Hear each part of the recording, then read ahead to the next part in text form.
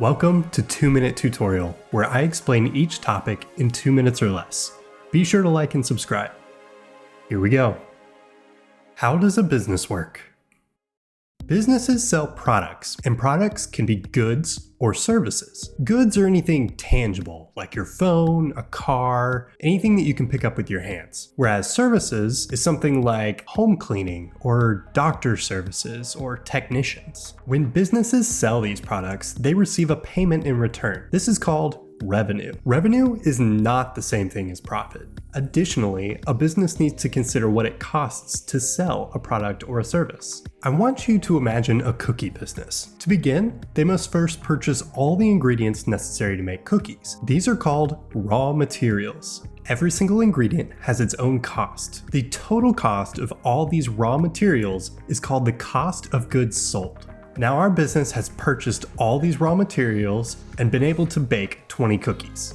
A customer comes in and purchases 10 for $10. That business has now received $10 for a product that only cost them $5 in raw materials. A profit of $5! Well, not exactly. A gross profit of $5.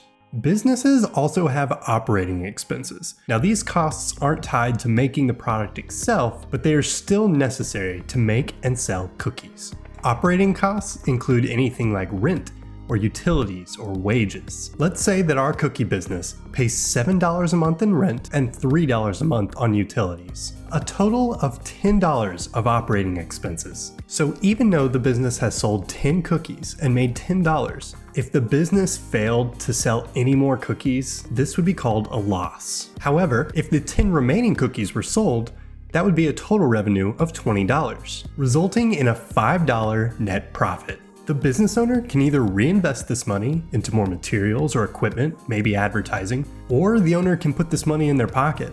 And that's how a business works in 2 minutes.